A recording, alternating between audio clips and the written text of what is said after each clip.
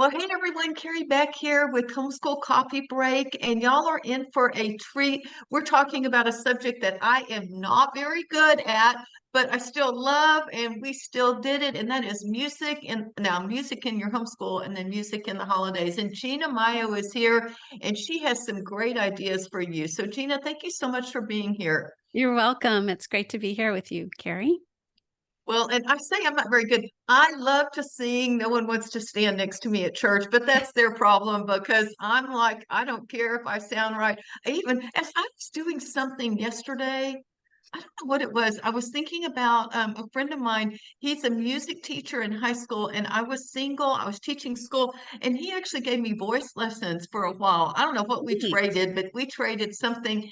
And I think I heard the song because it was oh, I can't think of it. It's a hymn, and we worked on it a long time to get my voice in the right places. But you don't have to be like that to do that. And y'all are going to find all about it. So, Gina, before we get started, can you just tell people a little bit about yourself and what you do?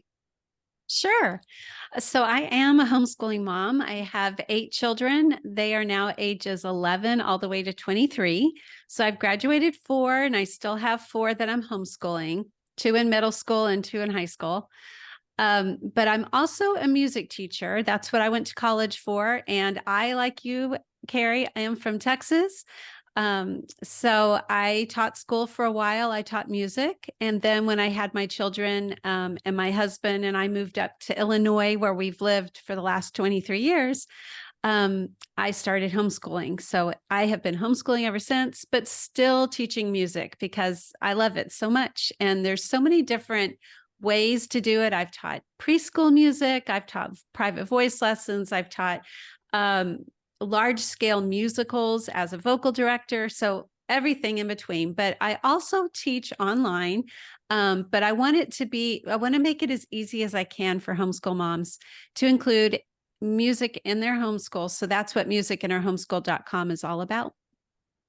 That is so cool. I think I knew that you were from Texas. Remind me where you were. Sure. I was born in Houston, but mostly grew up in El Paso. But I've also lived in Midland and Waco. I went to Baylor, Fort Worth area. So all of that. I remember now the Baylor story. Okay, got it. I think I can remember that. Anyway, that's off topic. Okay, we're going to dive into it. We are, Christmas is right around the corner. And so before we dive into music, can you just tell us a little bit about why you would want to do Christmas schooling or holiday schooling, whatever you want to call it? Sure. So since I've been homeschooling for over 18 years, I know the toughest months of the year to homeschool. December is definitely one of them, just because there's so many distractions, other things going on, parties and all the Christmas music and people thinking about Christmas holiday and maybe vacations. So it's tough to get some actual education in. So a few years ago, I heard about this Christmas schooling or holiday schooling idea. And what you do is you're still doing school, you're still doing homeschool education, but you're changing it up a bit. So maybe you're focusing on an Advent study, instead of your regular Bible study. Or sometimes we did a nature study or Christmas or winter type of science experiments instead of the regular science curriculum. So with your regular music curriculum, you could switch it up as well and do some Christmas courses. So that's kind of what my thought is. I love that. And always telling y'all, don't stress yourself out. Just tie the holidays into your school, and you just Mhm. named some great ideas. Personally, one of the best pieces of advice I got the first year I homeschooled was from a friend of mine because we didn't start till later. And she said, Carrie, I always take the month of December off, but we don't quit learning. We just don't do everything all the same way. And so it just gave me a lot of freedom, and your kids are not going to be behind, whether you think it or not. Mine never were. So, well, what are some things that you've done with your kids for Christmas schooling? Oh, so like the science experiments, we made different ornaments, maybe mixing up the recipes, but a lot of cooking is great. So you're learning a lot of math and and life skills by cooking Christmas cookies. And then you can also give them away, and you're learning some ways to share with others. Maybe with art and crafts, so many things you could do there. So even if you aren't really an artsy person, you could add that in. But would you like me to talk about specifics for music? Yes, Yes. let's do that. Okay. So I have a few different types of Christmas courses because every year I seem to come up with new ideas. Christmas, unlike any other holiday or time period of the year, it seems like there is so much music associated with it and so many different styles. It could be the really classical music, like you'd hear Handel's Messiah, something like that, or the ballet, Tchaikovsky's Nutcracker. So you could go the classical route and study that type of music. Or you could do more of the pop songs that we hear on the radio, but so many different great Christmas songs. You could study the people that wrote those songs or why they were written, when they were written. I love the story of Silent Night, for example, and how that one was written because the organ broke.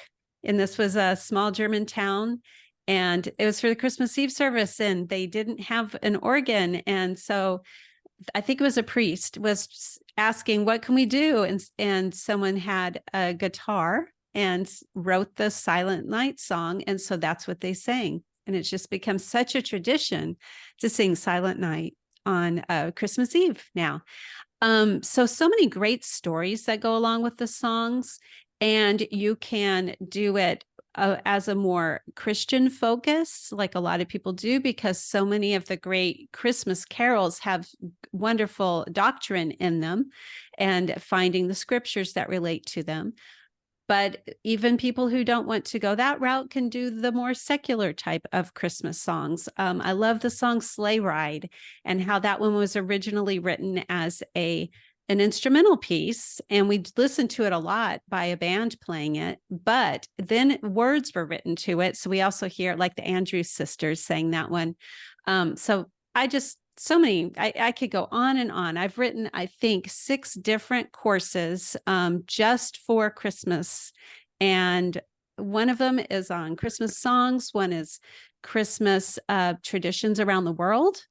Another one is the Advent, what is it called? Carols and Lessons in Carols, which is a very traditional type of Christmas service related to the scriptures all the way back from Genesis through the birth of Christ, and relating the Christmas carols with that. So that one's called Lessons in Carols. I have a beginning singing course, but you're learning Christmas songs. And some of these are a little bit more unfamiliar. So that makes it fun too, because you're learning some brand new songs and in foreign languages. And then there is Kinderbach. This is a brand new one that I have this year from my friend who wrote Kinderbach. I did not write it. Kari Greger did, but she has Christmas songs. So it's preschool piano. So I have that one up there now. And a brand new one that I just put up this week is called the Christmas Musicals Mini Course. So this one is focusing on 3 different Christmas musicals, White Christmas, Elf the Musical, and A Christmas Carol, the musical. So you're learning a little bit about these musicals, you're watching the show, and you are learning a little bit about the songs from the shows. So this one is just a simple one. It's very quick to do. And you certainly can do all of this. That's why I have so many, because this year you'll do one of them, next year something else. And so it just makes it fun to get a little bit of education, but connecting with the holiday at the same time. That is so good. And that you just said something that I think is so important, that just because you have all this stuff, even if they were to buy one of your courses, it may have a lot in it. They could use it this year and next year. Don't feel like you have to like just cram everything in. Like slow down, relax, enjoy the learning of everything. So I really appreciate, saying that, you'd have to do the same thing all the time and cram it all in. So Right. the thing you said, and this just gosh, it's been like 15, maybe 20 years ago. We were singing "O Come All Ye Faithful," and there is a verse in there that people don't always sing, and it has the words "God of God and Light of," I think it's "God of God and Light of Lights." Whatever the little phrase is, comes directly from one of the, oh, now I can't think of the word. Um, it's one of the statements like the Apostles' Creed or one of those Oh, creeds that okay. everyone has. And I was just like singing it at church one Sunday that Christmas season. And I was like, this is so cool, Mhm. because you just took, they knew the words, and too often we have forgotten that. And so to me, we went back home later that week and looked at whichever creed it was and really compared the words from there. And I actually used it in our Christmas card to just say, Oh, that's it just neat. really touched me a lot what God was showing me through that verse in "O Come All Ye Faithful." And we sing it all the time, we take it for granted. So anyway, just a little bit side note. So I love all the ideas you're sharing, but then I know that some of our moms are going to feel intimidated because they're probably like me. I mean, like I can plunk on the piano enough to let us sing the whatever we're singing. But again, y'all don't really want to hear me singing. So, does a mom have to be like super proficient in music? I mean, a couple of things is one, they may have the ability, but they're not sure themselves, or two, they don't have the ability to, or even the knowledge to know what to do with the music during this time. What would you say to some of those moms? Right. A lot of the moms that use my courses don't even have the ability to plunk out the notes like you do. They have no clue. And that is perfectly fine because everything you need to know, I am teaching you. I'm teaching the kids. So you're learning right along with them. Or if it's something that you want them to do by themselves, they can do that too. If they're a little bit older, they don't even need to have you helping them with it because they can learn on their own. So my whole purpose in creating music in our homeschool is so that every mom or dad or grandparent, whoever's homeschooling, even the homeschool teachers at the co-ops, everyone can include music in their homeschools. You don't know have to know music yourself. You don't have to know how to teach it because it's very easy to use. Most of the courses are just click and go. Even you don't even need to do any prep ahead of time. So when you talk about, I mean, I've looked at your courses, but I would rather you just sort of tell, like, can you sort of describe what's included? I mean, I know it's not just PDFs or anything. What Mhm. are they going to be able to get to be able to help them? Okay, let me just tell you about the one that I just wrote this or posted this week, the Christmas musicals mini course. So for each course, I mean each musical um, there's something to read about it. So you're reading about the background of the musical, like A Christmas Carol, the musical was based on Charles Dickens' book, A Christmas Carol. So it's telling you about that. It's telling you how the musical came to be written. And that one actually started as a movie musical. And then it was turned into a stage musical. Same with Elf. Actually, same with White Christmas. All three of them started as movie musicals first and then transitioned to become a stage musical.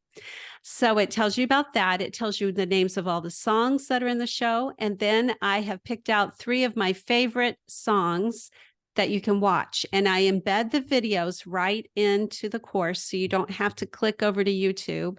They're right there for you. Then there is an actual musical skill or concept that you're going to learn that goes along with each musical that I included. For example, in White Christmas, you're learning about a quartet. And there's a beautiful song in that musical that the four main characters sing called Snow. And so you're learning about the harmonies that they're singing, and that usually a quartet, if it's two men and two women, is soprano, alto, tenor, bass. So I'm teaching you something musical to learn. And then there's an online quiz, and my kids have always enjoyed doing those. So it's kind of like a little test to see if they remembered what they were learning. I include a full length video of the musical. I think all of these were actually like a theater company did them. And so that is posted in there so you can watch the entire musical. If you want to pull it up on Netflix or something, I think some of them are available that way too. But it is included in the course. And then some extra things that you can do. If you decide that you want to do even more, there's some art that you can include, or read the book, or a piano book if you want to try to play something on the piano. So that's some of those things are included. If you were to do the Christmas Carols Made Easy, which is learning to sing, so it's beginning singing, you're getting vocal exercises. You're being taught how to sing the song. If it's in a foreign language, I have videos showing you how to speak that language for the words for the song. There are audio tracks and the PDF sheet music that goes with it too. So it depends on the course, what you get with it, but I include everything right there for you. Well, and I think it's important too. From what I've looked at when I've gone through your courses, there's always some videos. So that should take away some of the intimidation from Yes. moms, which I think is so important. You said A Christmas Carol, and I still remember reading aloud A Christmas Carol out loud to the kids because we always alternated different. We read the best Christmas pageant ever. We would each year, we didn't read aloud based on curriculum. We just picked a Christmas one every single Mhm. year, and that would be a great tie-in. And then every time you say foreign language, all I can think of is Feliz Navidad. And I don't know if you do anything with that, but having worked in El Salvador for years, that was my first little thing I had to, think about. I know there's Joy Noel or however you say it, but So anyway, like that's even so O cool. Come All You Faithful is Adeste Fidelis in Latin. Yes, I didn't really think, yeah. Well, and I'm going to tell my son that you have a course on Elf because growing up, that was his favorite one. And his sisters, and we would just all go, "Oh, we have to watch Elf again," because Hunter had to choose the movie, And now I think he's 30 and he's outgrown it. But even as a college kid, he was always. Well, I think he really just wanted to bother his sisters. But anyway, I think it's cool because you can take like A Christmas Carol has so many great themes in it Mhm. you know but then, and I'm not saying Elf doesn't have themes in it, but still it's slapstickish kind of funny things that Yeah. different types of kids can enjoy. So um anyway, so the other thing I know, if people wanted to just have a little taste, maybe they're not sure about investing in a course. I know you have tons and tons of free resources. So where Mhm. can they go to sort of see where those resources are? Music in our homeschool.com/freebies. I list all of my free lessons there. So that's one easy place to find them. But if you go to learn.musicinourhomeschool.com and just click on any course, I have a free preview lesson for every single course as well. So they can see exactly what they'd be getting inside it. That is so cool. That is so interesting. Let's talk about where anywhere else that they could connect with you, and then we'll sort of close out from there. How else could people connect with you?